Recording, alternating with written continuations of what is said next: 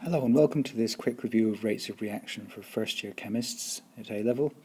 Before you start, you need to make sure you've got some independent study notes in front of you because the clip will move at a pace that will assume you've done some reading and thinking about this topic first. So first of all, let's have a think about what rate of reaction actually means. So rate of reaction is basically a measure of the change in concentration per unit time. Now each of these measurements has a unit, so we've got to apply the units to work out what the unit of rate of reaction might be. So if we were to divide the change in concentration by the seconds, that would give us the rate of reaction. But we can also write it out as moles per decimeter to the -3 seconds to the -1. So that's the actual unit we use to describe the rate of reaction. So going back a little bit into GCSE, in order to understand what affects the rate of reaction, we have to revisit the idea of collision theory.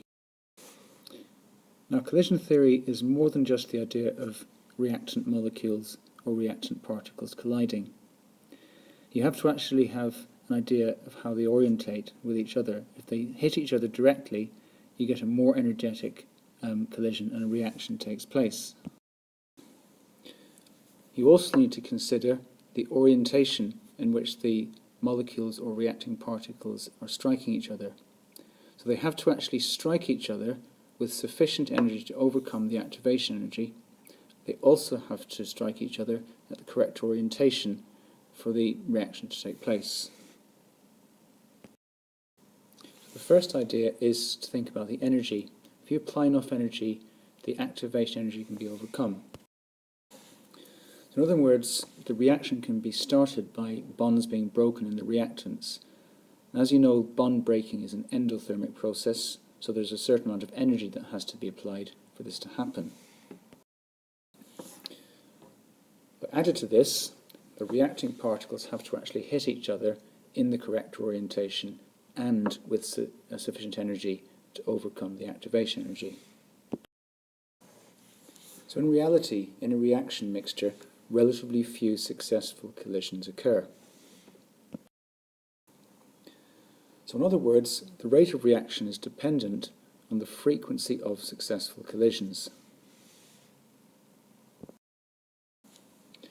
So in summary, anything which increases the frequency of successful collisions between your reactant particles will therefore increase the rate of reaction. So one of the factors that increases the rate of reaction is increasing the concentration. This is because more particles per unit volume increases the frequency of successful collisions. When you increase the temperature, what happens here is more particles possess kinetic energy equal to or greater than the activation energy required to break bonds and therefore start the reaction. So there's a greater likelihood of a higher frequency of successful collisions. So when we're talking about gaseous reaction mixtures, we don't really talk about concentration, we use pressure instead. It's the same idea in that it's more particles per unit volume, leading to greater crowding, more collisions, and therefore a greater likelihood of successful collisions. So as a result, the frequency of successful collisions also goes up. And the final factor that you could use to increase the rate of reaction is to introduce a catalyst. So if we use this enthalpy profile diagram, you can see quite clearly that the uncatalyzed route has a higher activation energy than the catalyzed route. So what we say is that a catalyst provides a reaction route of lower activation energy compared to the uncatalyzed route. And this results again in a greater frequency of successful collisions when the catalyst is present. It's also worth pointing out that the catalyst is regenerated at the end of the reaction. That's a feature of every catalyst. They don't get used up. So we try to illustrate this idea at A level and beyond using something called the Boltzmann distribution of molecular energies. And it's plotted something like this. There's a few features you need to be aware of when you're drawing sketches like this yourself, because you'll have to do these in exam questions at A-level and do them accurately. Now it's usually about 3 or 4 marks to draw one of these out, so it's worth making sure that you get the key features right. Because no molecules have zero energy, or at least using the laws of physics that we currently use, no molecules anywhere in space will have zero energy, the curve must go through the origin, because that's what that's actually stating. There's no theoretical upper limit to the energy a molecule can possess, so the curve mustn't touch the axis a second time. So the area under the curve represents the total number of reacting particles. And the area to the right of the activation energy, but under the curve, in this case shaded green, represents particles more likely to undergo successful collisions and therefore react. So if you increase the temperature, the shape of the curve changes. The area under the curve always remains the same because you're not increasing the number of reacting particles. What you're doing is increasing the number of reacting particles that have energy at or above activation energy. So the total number of particles in the reaction mixture doesn't change. So what you need to do at this point is grab a piece of paper, sketch this out and see if you can put in the shape of the curve if the temperature is lowered. So pause the clip and have a go at that. First of all, the curve is steeper and skewed to the left. The highest point is higher than that of the curves for the hotter temperatures. And less particles possess energy equal to or greater than the activation energy. And adding a catalyst just shifts the activation energy line on the x-axis to the left, so the activation energy is now lower.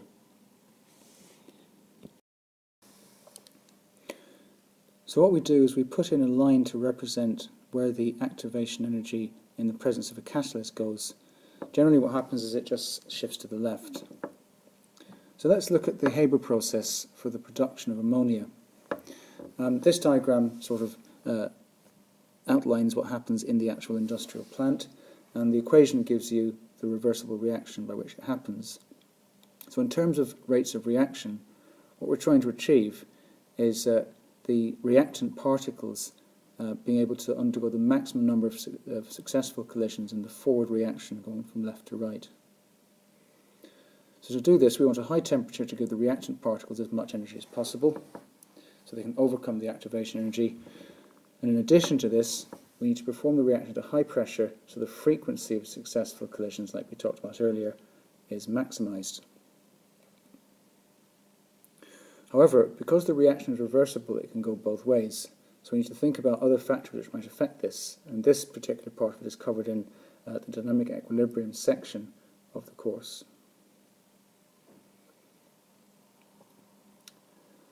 But there is the use of a catalyst to help the reaction move in the correct direction that we want it to. So before we finish off, let's have a look at some catalysts and their examples. So you need to make sure you've got your independent study notes on the section that you've done on catalysts.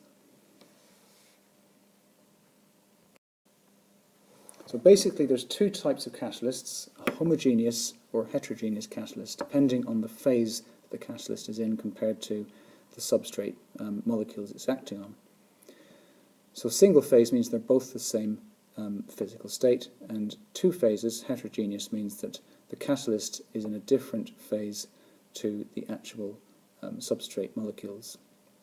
So it might be a solid catalyst in a gas, it might be a solid catalyst in a liquid, or it could be something like the catalytic converter in a car. So here you've got an example of heterogeneous catalysis, where the hot exhaust gases from the engine, they pass through a solid honeycomb. And if you look at the equation, you can see two toxic gases that are made in the car engine are converted into two non-toxic ones that end up going out the back of the car into the atmosphere. So it's actually required by European law that all cars sold in Europe have a catalytic converter fitted for this reason. On the bottom left of the screen is a little diagram just taking you through a simplified version of how the stepwise mechanism by which heterogeneous catalysis would work. So you have a solid surface that is the catalyst molecule or the catalyst material. The reactants settle onto the catalyst surface, and the catalyst surface has what we call active sites. So the distance between the reactant atoms in their bonds, the bond length, matches the length between active sites. So then what happens is another reactant comes along, stage 2, and sits on top of the original reactant. So the incoming second reactant is yellow, the first reactant is green, and what happens is the catalyst enables the bonds to be rearranged so that the product molecules are produced in step 4.